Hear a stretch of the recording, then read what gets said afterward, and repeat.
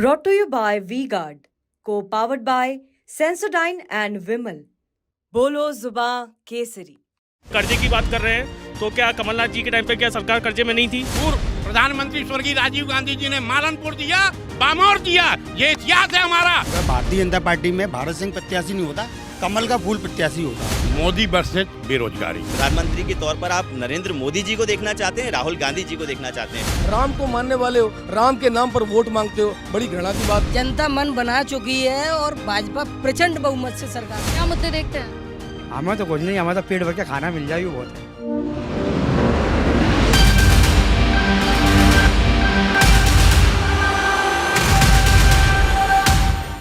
बिना कृष्ण के आज महाभारत होना है, कोई राजा बने तो रंक को तो रोना है। अटल बिहारी वाजपेयी की ये लाइनें हैं और जब आप उनकी धरती यानी कि ग्वालियर में हैं तो अटल बिहारी वाजपेयी के बारे में बात करना तो बनता ही है। ग्वालियर के दिल में जो महाराजवाड़ा कहा जाता है उस वक्त यहाँ हम मौजूद हैं। जानेंगे ग्वालियर सीट का क्या हाल है, किसका पलड़ा भारी है, कौन कहाँ पर मुकाबला कड़ा दे रहा है। लेकिन उससे पहले एक बार समझ लेते हैं कि आखिर महाराजवाड़ा की पहचान क्यों है, ग्वालियर में क्यों महाराजवाड़ा इतना ज़्यादा फेमस है, क्या खासियत है इसकी। तो हमारे संवाददाता धर्मेंद्र हमारे साथ हैं जो कि ग्वालियर है से ही कवर करते हैं।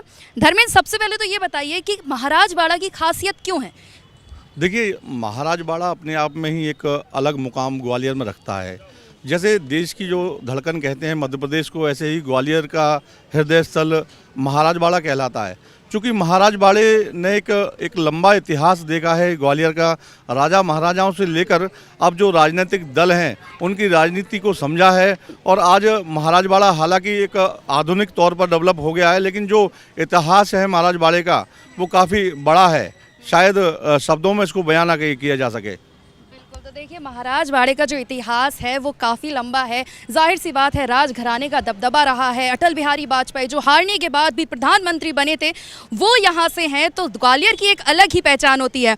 अब ग्वालियर के इस बार चुनाव में माहौल क्या है वो जानेंगे। एक तरफ आप देख सकते हैं कि हमारे साथ कांग्रेस के कुछ कार्यकर्ता हैं, नेता हैं, दूसरी तरफ बीजेपी के लोग मौजूद हैं हमारे साथ। बीजेपी से आपको बताते हैं इस बार भरत सिंह कुशवाहा को जो है प्रत्याशी बनाया है। वहीं अगर कांग्रेस की बात की जाए तो कांग्रेस ने प्रवीण पाठक को अपना प्रत्याशी बनाया है। हालांकि मुकाबला काफ़ी कड़ा देखा जा रहा है।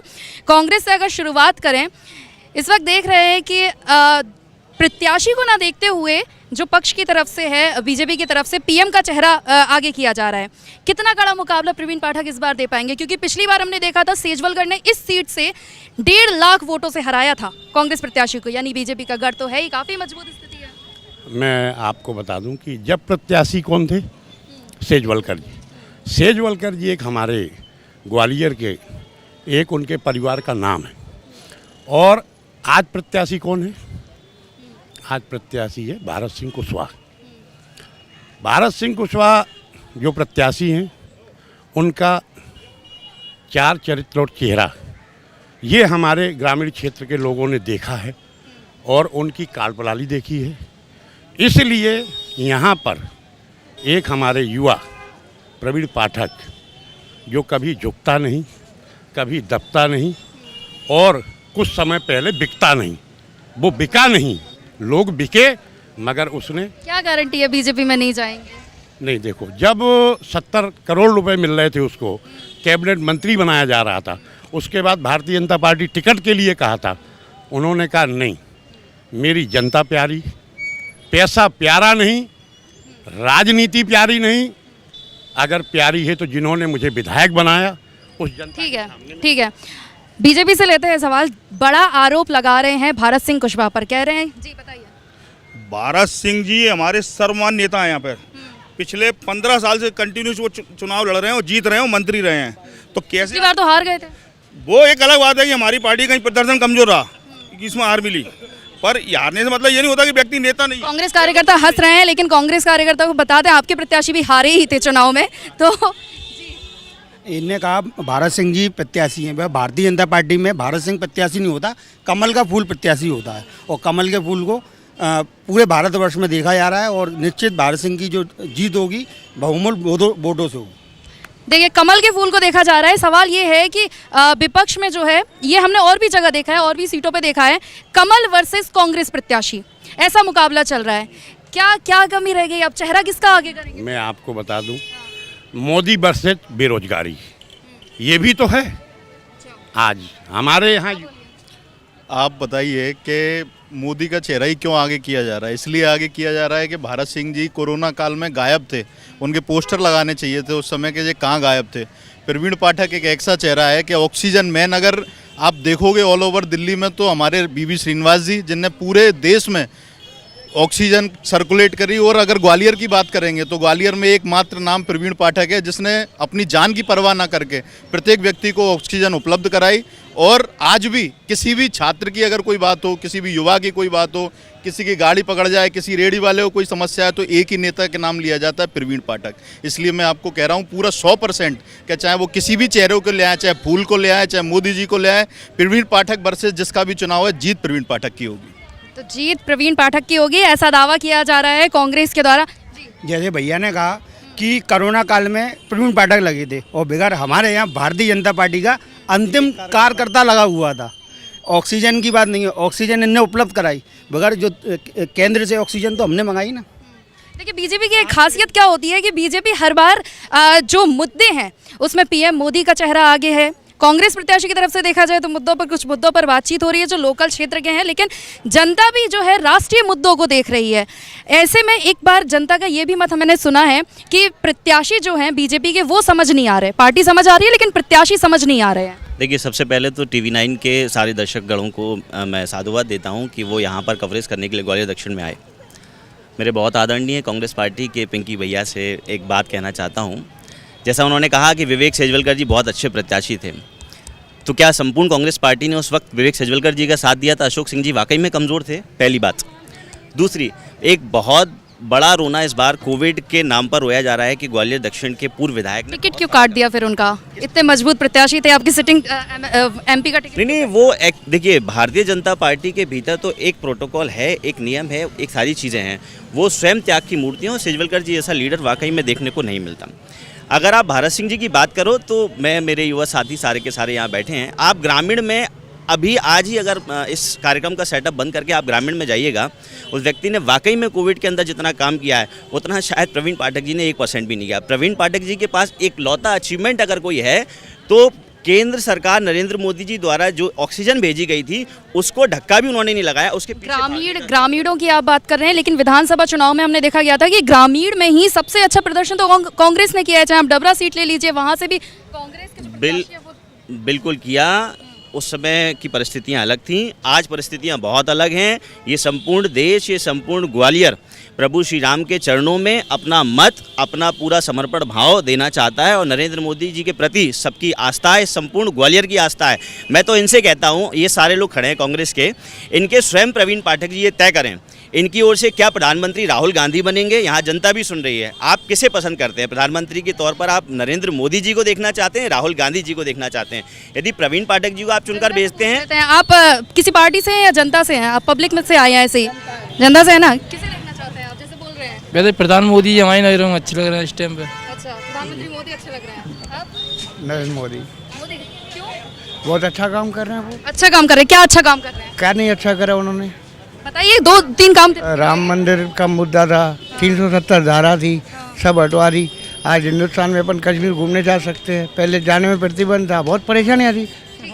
ठीक है, तो देखिए राम मंदिर का मुद्दा है, कहीं ना कहीं जो है 370 का मुद्दा उठा रहे हैं। जनता को भी आप सुन रहे हैं, जनता भी इन मुद्दों को देख रही है। मैडम, मैं सिर्फ इतना कहना चाहूँगा कि आप इनका प्रोपेगेंडा देखिए।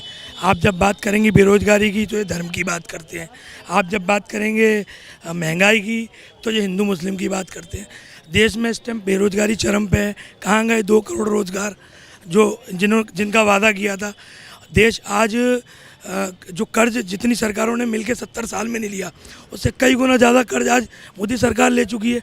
हम ऐसा विकास कर रहे हैं पर व्यक्ति के ऊपर हमारा कर्ज की जो है वो लिमिट बढ़ती जा रही है। तो नरेंद्र मोदी जी को विकास करना है तो बेरोजगारों को रोज़गार दिया जाए, महंगाई को कंट्रोल किया जाए। वही सिलेंडर जो 370 रुपये का कांग्रेस सरकार में वो 2.5 लगता था, महंगा लगता था, आज हमने 1150 और 1000 रुपये का खरीद रहे हैं। वही तो देखिए एक मुद्दा ये है कि कर्ज में जब मध्य प्रदेश है, कर्ज में जब सरकार है, तो फिर कैसे लाडली बहना योजना के पैसे मिल रहे हैं? अगर नगर परिषद में कई कर्मचारियों के सैलरी नहीं आ रही है तो कैसे इन योजनाओं में जो है लाभ बीजेपी दे रही है जनता को? बताइए। जनता को लाभ मिल रहा है ना। नहीं, कैसे? आप बीजेपी से ही हैं, बीजेपी समर्थक हैं आप? जी हाँ। तो जिस तरह से हम देख रहे हैं कि आपके यहाँ जो नगर परिषद हो, में कार्य भी बहुत ज़्यादा हो रहे हैं। ग्वालियर में क्या काम हो? हाँ, पहले नहीं थे, जो कि रोडें बन नहीं है। आगे हर चीज़ सीवर के वो सारे काम हो रहे हैं। नलों की सुविधा बहुत बढ़िया हो रही है, गांव-गांव पानी पहुंच रहा है, हर चीज़ की व्यवस्था हो रही है।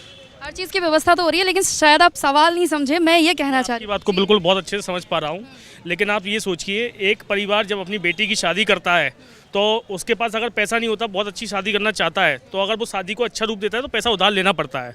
और इसी तरह देश में अगर विकास मोदी जी इस गति के साथ कर रहे हैं तो उसके लिए अगर पैसे थोड़ी की आवश्यकता है तो हम सरकार इसलिए कर्जे में है। दूसरा, कर्जे की बात कर रहे हैं तो क्या कमलनाथ जी के टाइम पे क्या सरकार कर्जे में नहीं थी?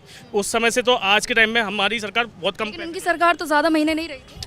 सरकार इसलिए महीने में ज़्यादा समय नहीं रही थी क्योंकि वो लोग जनता का साथ नहीं दे पा रहे, जनता का काम नहीं कर पा रहे थे। हमारी सरकार को पिछले समय का काम ध्यान था तो हमारी सरकार का साथ दिया, और कांग्रेस के नेताओं को लगा कि वो अपनी आवाज़ को विधानसभा में नहीं उठा पा रहे तो उन्होंने भाजपा का दामन थामा था। कमलनाथ के समय में भी सरकार जो है कर्जे में थी, ऐसा कह रहे हैं? कमलनाथ जी 15 महीने सत्ता में रहे, 12.5 महीने तो वो काम कर पाए, 2 महीने इनके खरीद फरोख्त में चले गए। ठीक है, उन पर समय कितना था, वे कर्जा लेते या उतारते या कुछ भी करते। जनता के काम जैसे दूध शुद्ध के लिए युद्ध और भूमाफिया पे कार्रवाई, सबसे बड़ा कार्य भूमाफिया पे कार्रवाई कमलनाथ जी के नेतृत्व में ही हुआ था। इससे पूरे सब लोग बौखला के सारे भूमाफिया एक होके, और यहाँ का सबसे बड़ा भूमाफिया भी सब एक होके इन्हें सरकार गिराई। अगर आप भूमाफिया की बात करते हैं तो मैं आपको ये बताना चाहता हूँ, जो 1.5 साल के टाइम पर आपके इस क्षेत्र के विधायक रहे थे प्रवीण पाठक जी, तो आपको वो समय याद होगा कि यहाँ पे कई कांग्रेस के कार्यकर्ता हम लोगों के साथ मौजूद थे जिन्होंने वसूली का काम किया है। इस बारे पे फुटपाथियों से पूछो कि ये वसूली के ठेकेदार का काम कर रहे थे कांग्रेस नेता, क्या नहीं कर रहे थे? आप ये आमजन से पूछो, यहाँ पे काफ़ी लोग फुटपाथ पर बैठे हुए हैं। 1 लाख रोजगार देने की बात कर रहे हैं प्रवीण पाठक। कहाँ से देंगे मुझे आप बताओ, कहाँ से देंगे प्रवीण पाठक जी? 5 साल विधायक रहे यहाँ से, पूरी विधानसभा की दुर्दशा हो गई। पूरे 5 साल में इतना अच्छा विकास हुआ यहाँ, आज भी देखिए कितना अच्छा विकास हो रहा है। भाजपा की सरकार में ही तो हो रहा है, जनता मन बना चुकी है और भाजपा प्रचंड बहुमत से सरकार। कैसे देंगे, कैसे देंगे रोजगार? ऐसे देंगे, जब प्रवीण पाठक जीतेगा तो केंद्र में सरकार भी बनेगी हमारी। नहीं है ऐसा एक मिनट, या तो नहीं या नाम पर और कुछ नहीं किया प्रवीण पाठक जी ने, बस बोलेंगे नहीं, अगर नहीं फिर हम नहीं बोलने देंगे। हाँ, इसलिए जब नंबर आए जब बोलना। मैं आपको अभी बता दूं, अभी भारतीय जनता पार्टी, अभी सुनिए, जो पड़वाले बैठे हैं इनके राम के नाम पे 100 रुपए की पर्ची काटते हैं, जो पड़वालों से लेते हैं जो लोग।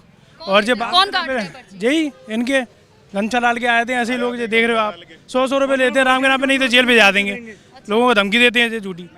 इसमें वसूली होती थी 18 महीने की सरकार थी, जब प्रवीण पाठक के द्वारा होती थी। आज एक आप लोगों से पूछ सकते हैं, आज कोई वसूली नहीं है। नगर निगम की एक रसीद कटती है 20 रुपए की, बस वो हर गली में सट्टे रेता की वसूली, सब जगह के मंडी में एक आदमी से वसूली होती थी, सबको मालूम है। रोजगार पब्लिक से पूछ लेते हैं जो आप आरोप लगा रहे हैं। एक मिनट, आप लोग आइए जरा। नहीं, एक महिला यहाँ मौजूद है, एक बार पूछते हैं। आप जो दुकान लगाती हैं, क्या आपसे कभी राम मंदिर को लेकर कोई पर्ची कटवाई गई? कुछ भी नहीं कटवाया गया। कब से आप दुकान लगा रही हैं? कब से आप यहाँ पे दुकान लगा रही हैं? 2-3 अभी नहीं, अभी मैं लगाया है। नारेबाजी मत कीजिए, देखिए नारेबाजी मत कीजिए। लाडली बहना योजना का लाभ मिलता है? हाँ मिलता है, पैसे आते हैं। इस बार क्या मुद्दे देखती हैं फिर आप? मतलब क्या देख के आप चुनाव में मतदान करेंगी? अपना जब वोट देंगी 7 तारीख को, क्या देख के करेंगी? क्या देख के करूँगी, मेरे को पता नहीं। आपको लाडली बहना का लाभ मिलता है वो देखेंगी, या इस बार आप चाह रही हैं कि जो है कांग्रेस को?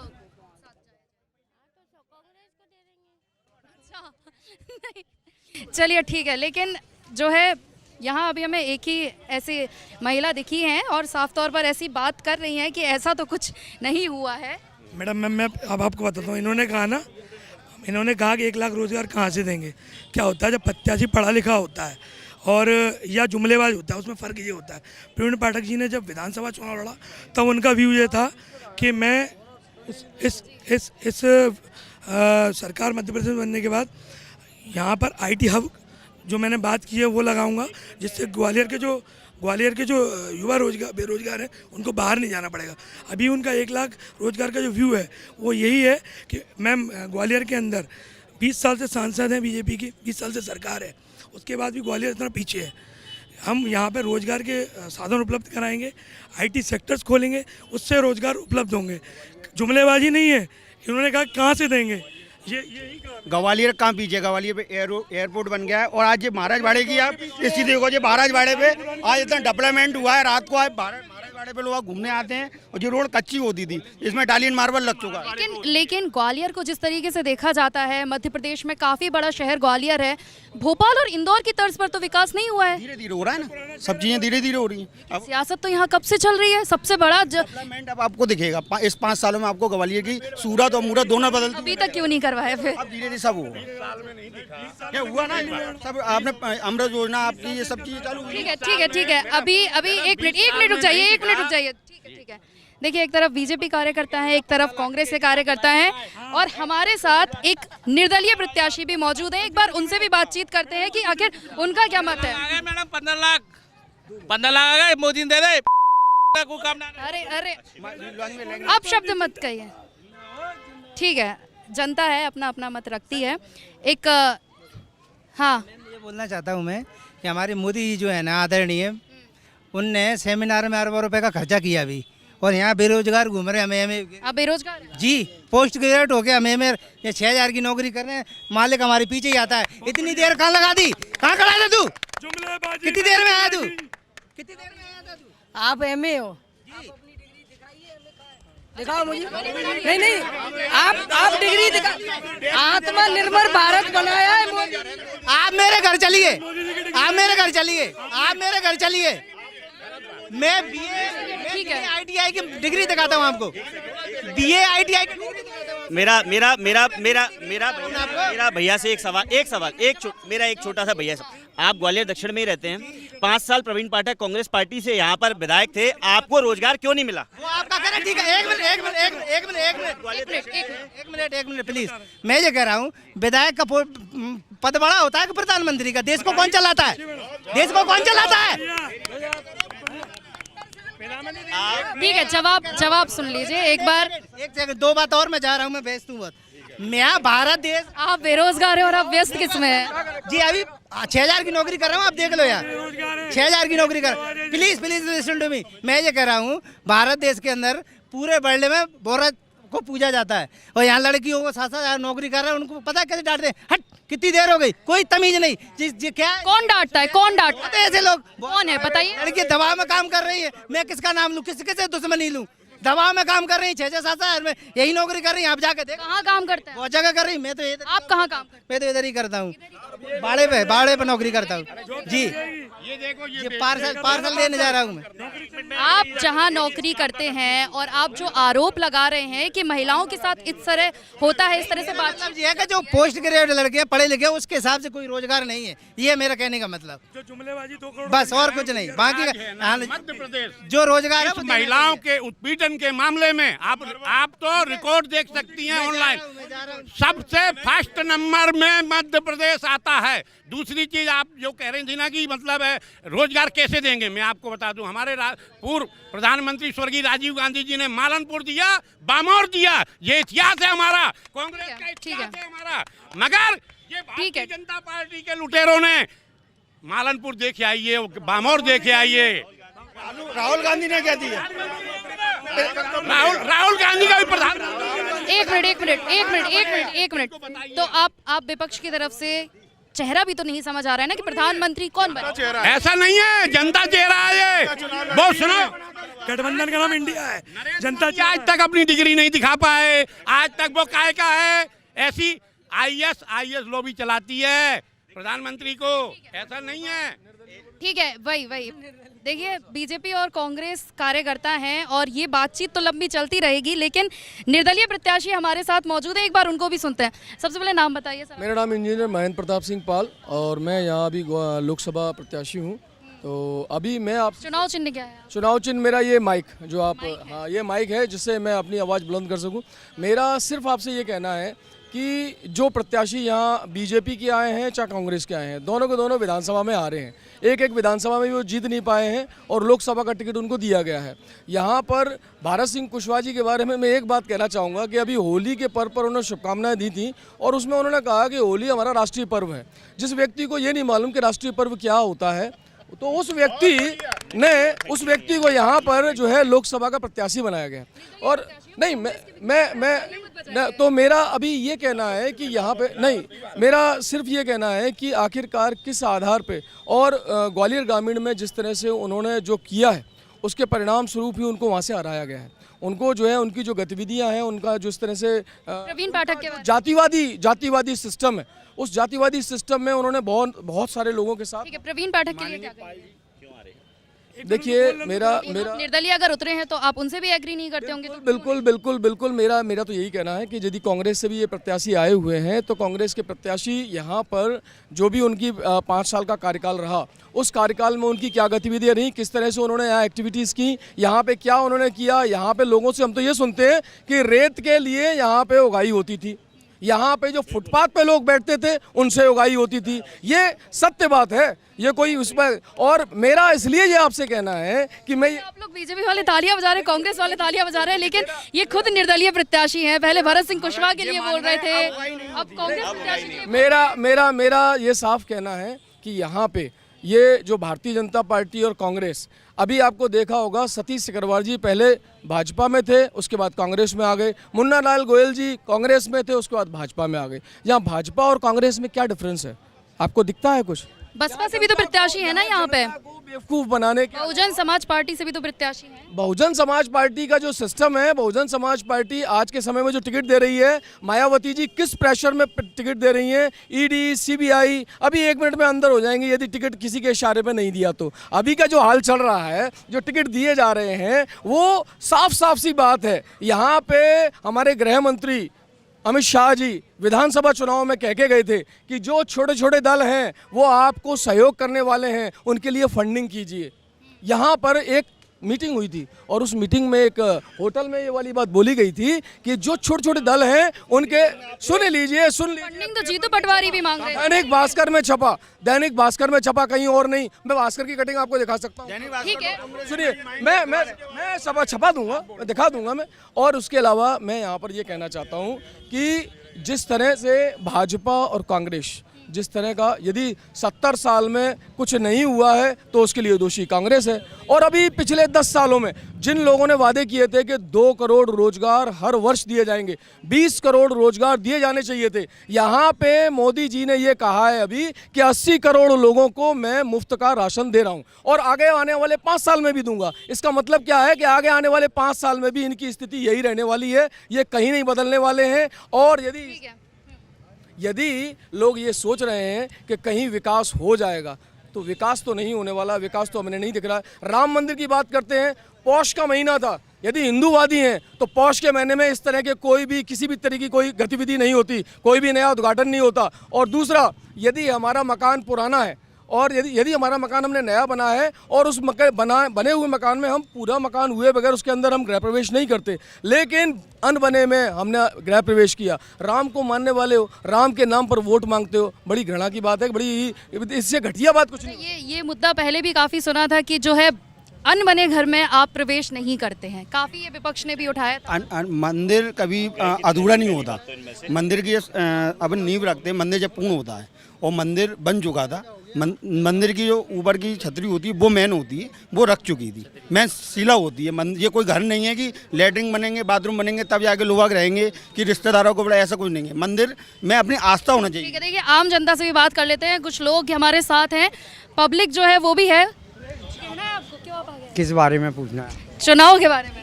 चुनाव के बारे में जो हो रहा है अच्छा हो रहा है, आगे होगा वो भी वो सही होगा। अच्छा, क्या मुद्दे देखते हैं? हमें तो कुछ नहीं, हमें तो पेट भर के खाना मिल जाए बहुत है। राशन मिल रहा है?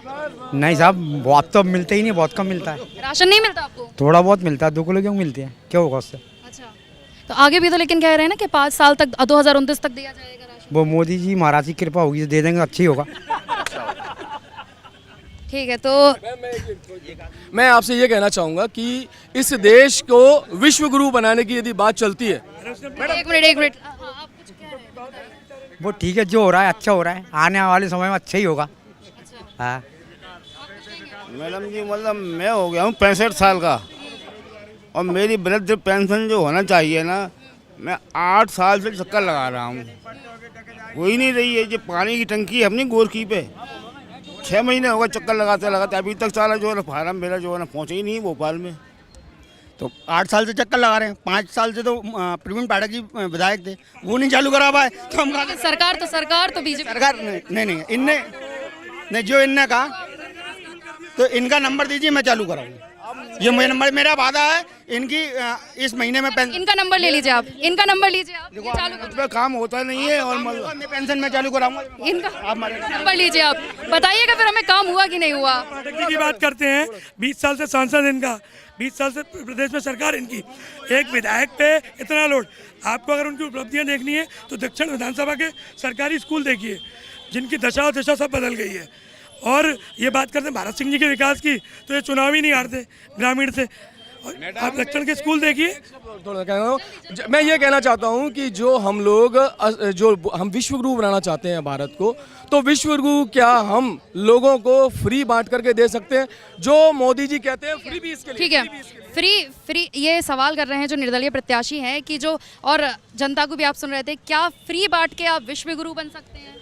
ये फ्री नहीं बांटे जा रहे, जो कमजोर तबका है उसको मजबूत बनाने के लिए उसको सहायता उपलब्ध कराई जा रही है। इनका आज से ही गलत है, ये फ्री बांट के लोगों को लूटते थे और उनको गुलाम बना के रखते थे। भारतीय जनता पार्टी आत्मनिर्भर के विचारधारा पे हम काम कर रहे हैं। हमारे पास 2047 का विजन है, हमारे प्रधानमंत्री के पास 2047 का विजन है। आज करोड़पति दीदी, लखपति दीदी, हजारों शौचालय, 2.5 लाख रुपए के पर मकान के लिए छूट दी गई है हमारे द्वारा। हम विकास की बात करते हैं, भारत को मजबूत बनाने की बात करते हैं, और ये लोग जनता को गुलाम बना के रखना चाहते हैं।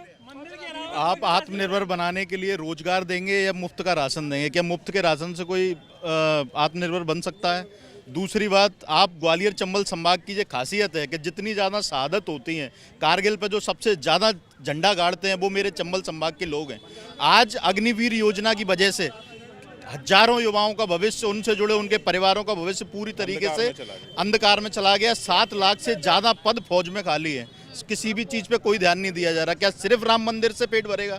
महालक्ष्मी हमारे भी आराध्य हैं, हम भी राम जी। कांग्रेस के मैनिफेस्टो में भी है, एक महिलाओं को जो है वो राशि दी जाएगी 1 लाख तक, 1 साल में 1 लाख तक दिया जाएगा। जो 10 साल के अंदर कमज़ोर लोग हो रहे हैं, कमज़ोर पे कमज़ोर होते चले जा रहे हैं, उनके लिए जो सारी चीज़ें हम लोगों को, और जो महंगाई आप देखिए कहाँ से कहाँ पहुँची 10 साल में। पेट्रोल डीजल कहाँ पहुँचा, सिलेंडर कहाँ पहुँचा, महंगाई का क्या हाल है बताइए। महंगाई नहीं बढ़ी है बहन जी, हमें धंधा ही नहीं मिल रहा तो क्या करें हम? क्या नहीं मिल रहा है आपको? धंधा पानी नहीं मिल रहा। कुछ नहीं करते? नहीं, मजदूरी करते हैं ना, मजदूरी करते, बेलदारी करते हैं, नहीं नहीं आ रही। तो मजदूरी तो करते हैं ना आप? मजदूरी मनरेगा के द्वारा मिलती थी, अब इन लोगों को मजदूरी भी मिलनी बंद हो गई है। मैं खुद कह रहा हूँ, हाथ जोड़ के कह रहा हूँ, जी बात नहीं है, मजदूरी भी नहीं है। घर में आप देखो, घर में आज जाके नहीं कुछ नहीं है। हमारे यहाँ कई मिल हुआ करते थे, भाजपा के शासन में सारे मिल बंद हो चुके पहाड़ पे मकान है, जबकि पहाड़ पे है।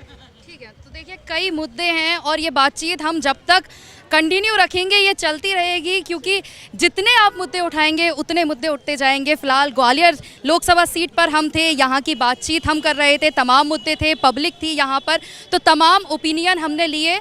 अब जो है भारत सिंह कुशवाहा जो बीजेपी के प्रत्याशी हैं और प्रवीण पाठक हैं, कड़ा मुकाबला बसपा के प्रत्याशी जो हैं कल्याण सिंह, वो भी देते नजर आ रहे हैं। दोनों के बीच में ही कड़ा मुकाबला देखा जा रहा है। अब ये 4 जून को ही नतीजे बताएंगे कि जनता किससे ज़्यादा सहमत होती है, किससे नाराज़ है, किसका पलड़ा ज़्यादा भारी है। वीडियो जर्नलिस्ट राहुल के साथ अंजलि गुप्ता, TV9 मध्य प्रदेश छत्तीसगढ़।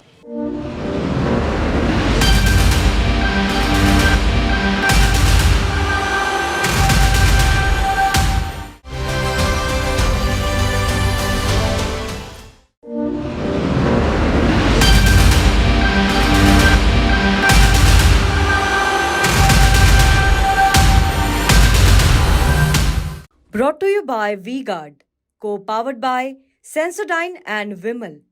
बोलो जुबां केसरी।